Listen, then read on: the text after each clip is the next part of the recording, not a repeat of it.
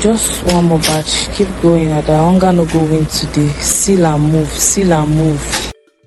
In a city where survival is measured in sweat and little stories that brings victories, one woman turned ordinary water into a river of success. Abike's pure water business was more than a source of income. It was her pride, her identity, her hustle, her proof that a determined woman could build something unshakable from nothing. Then, when she began to employ workers, she didn't know that love will come knocking from that angle. The man didn't come up strong to her, but rather, he came with peace, soft words, warm smiles. He made her laugh as her staff and made promises that felt safe enough to rest your whole life on. So Abike did what many would call natural. She trusted him, not just with her heart, but with a business she bled to create. She made him oversee the accounts department.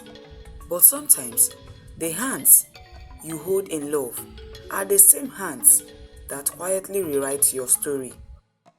Once upon a time, in the busy heart of Aba, at Ngwa Road to be precise, where the air is filled with ambition and survival, there was a modest factory with a loud reputation, not loud in noise, but in impact. And people called it Excel Pure Water, a name spoken with trust, like a prayer said before drinking. Abike did not inherit wealth. Rather, she built it, drop by drop, with every bit of sweat. Her journey began with a single sewing machine, second-hand and a stubborn one for that matter. She would wake up before dawn, tie her wrap around, and begin production while the town still scratches and yawned. Her hands even grew calloused, her back often ached, but her spirits unshakable. She'd hired young boys and girls after some time who helped in production and hawked her sachet water under the sun. She paid them fairly and even fed those who had nothing and nowhere else to go. To many, she wasn't just a businesswoman. She was hope in human form. Then, one of her employees, Emeka, who was always the last to leave after their daily business, he was helping her in settling little things. He arrived like soft rain after a long drought, gentle, attentive, and full of promises that sounded like forever. He admired her strength, praised her resilience, and loved her not just for her beauty, but for her hustle. At least, that's what it seemed. Few months later, he gained her trust. Their relationship moved from business talks to hangouts and visiting each other's houses frequently. So when he proposed to her, Abike didn't hesitate. Love, to her, was something you poured into, like water into a cup, without measuring every drop. And their marriage came with laughter, shared meals, and dreams that stretched far beyond Aba. Then one evening, Emeka suggested something that sounded reasonable, even romantic. "Oh, my baby, I don't like how you overwork yourself. Why don't you let me help you run the factory?" he said after their daily sales that day. His voice smooth as palm wine. "Look, baby, you have carried this burden for so long. Now that we are married, let me be your partner in everything." He looked very sincere and lovely. When Abike looked at the man she loved, the man she trusted with her heart, her husband, she totally agreed with him and handed him the keys, not just to the factory, but to her life's hard work. And at first, everything blossomed. Production increased, Distribution expanded. New machines were bought for the expansion. Emeka brought in connections, introduced bigger contracts, and even rebranded the packaging slightly. People praised the growth. Abike beamed with pride. This is what partnership looks like. She thought and felt she had made the right decision in life. So she stepped back. She focused on their home, their marriage, and soon, their child. Few months later, she gave birth to a beautiful baby girl who carried her mother's eyes and her father's smile. But slowly, like a crack forming in glass, things began to shift little by little. Emeka became distant. Meetings run late into the night.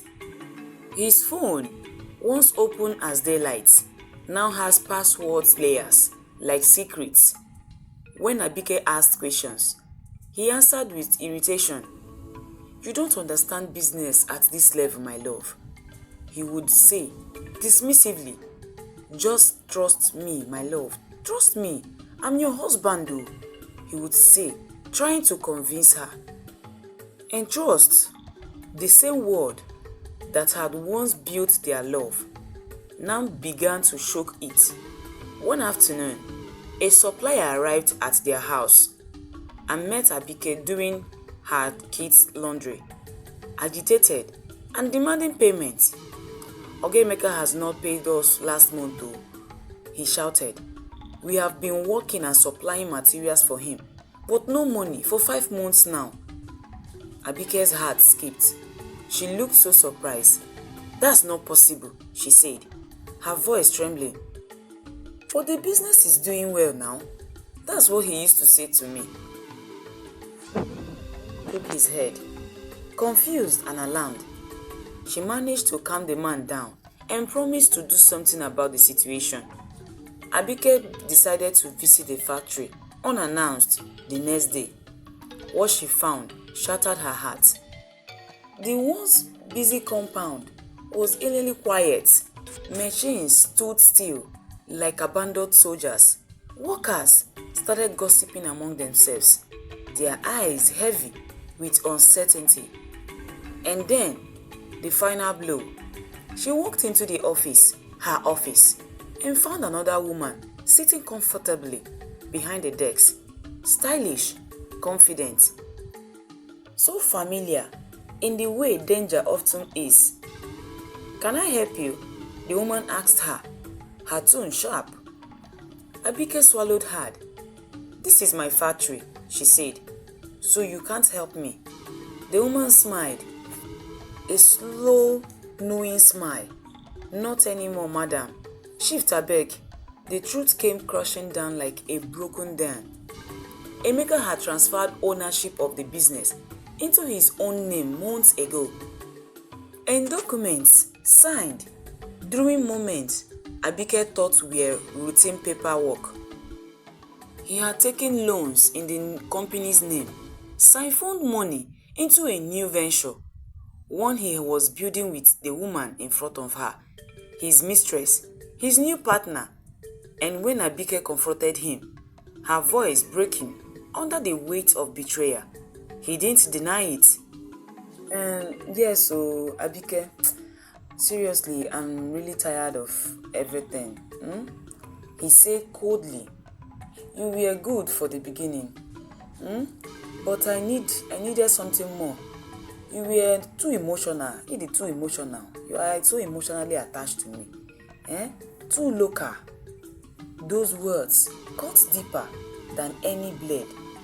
Abike, the woman who built an empire from sweat and sleepless nights, reduced to local. She left that day with nothing but her dignity and her daughter. The world she built had been stolen, repackaged, and handed to someone else. Few months later, she settled and battled with depression. Nights were longer and merciless. She questioned her worth, her decisions, her very identity. How could love turn into such calculated cruelty? She asked. But pain has a strange way of refining people. Like water under pressure, Abike didn't disappear. She transformed. She started again, and this time, smarter, wiser, and stronger. With the little savings she had left, she bought another sewing machine, not in Aba this time, but in a quieter part of Owerri. She refused to use her old brand name. That chapter was closed. She named the new business Pure Trust Waters because now she understood trust is not something you give blindly. It is something earned, protected, and when broken, never easily restored. Years passed. Her business grew again, not as fast, not as flashy, but steady, solid, built on lessons carved from her previous pain. One afternoon, while supervising production, a familiar face appeared at the gate. It was Emeka, but he was no longer the polished man in designer suits. And this time, life had humbled him. His new venture had collapsed under debt and betrayal. The same poison he once served. Abike, my love. See how you are shining. You are good, looking good though. You are looking very, very sweet, he said, looking at Abike with so much admiration. Abike, I have truly longed you.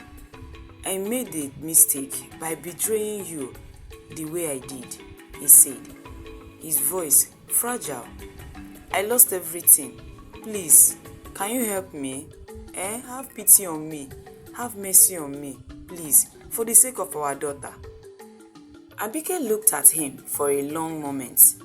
In his eyes, she saw regret, but also something else. Fear. She reached into her bag. She pulled out a sachet of her new water and handed it to him. Drink, she said calmly. He obeyed. Then she spoke. And her voice, steady as a river that had seen storms but refused to dry up. This water is clean because it passed through pressure, filtration, and fire. That is what I went through because of you. She paused. I forgive you, but I will never trust you or have anything to do with you again. And just like that, she turned and walked away, back into her factory she rebuilt, into the life she reclaimed. Trust is beautiful, but it must be guided. Abike made a mistake many people make, not because she was foolish, but because she was human. She believed that love meant complete access. But here is the truth. Love does not cancel wisdom. Marriage is not a reason to abandon accountability. Trust is not something you hand over blindly like a gift. It is something that must be built gradually, tested over time, protected with boundaries. Abike didn't just give Emeka her heart. She gave him unchecked control.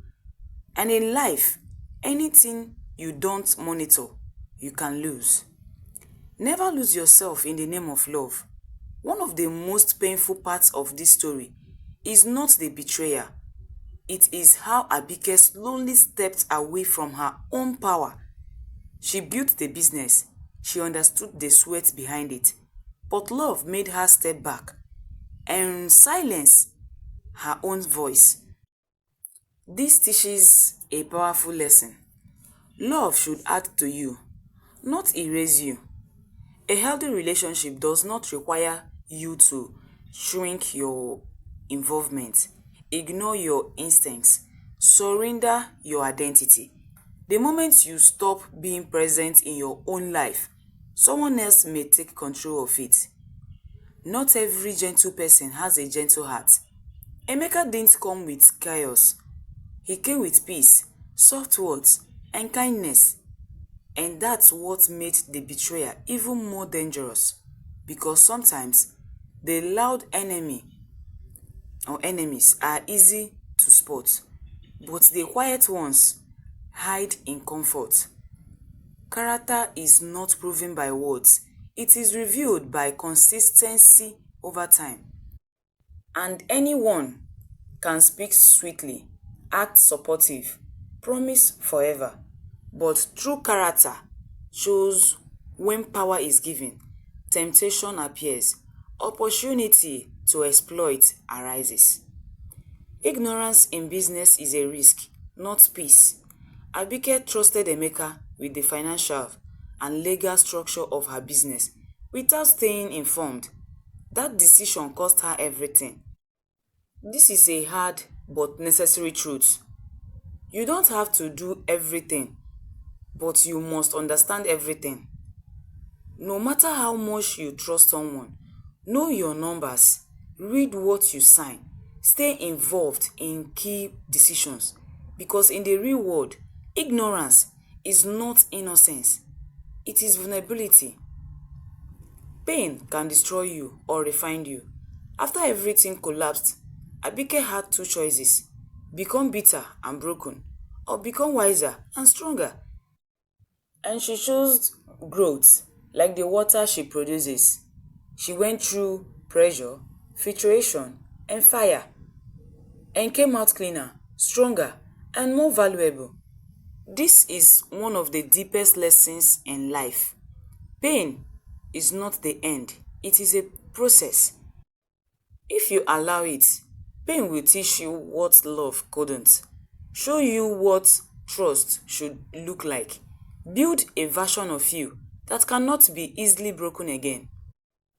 Forgiveness is freedom, but reconnection is a choice.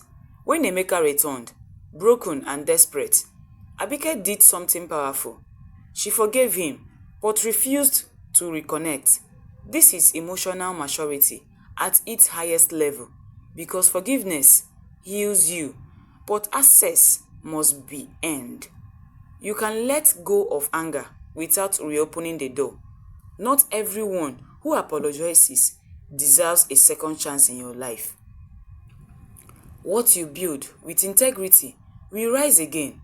Emeka stole the business, the name, the structure, but he could not steal Abike's resilience, her experience, her discipline.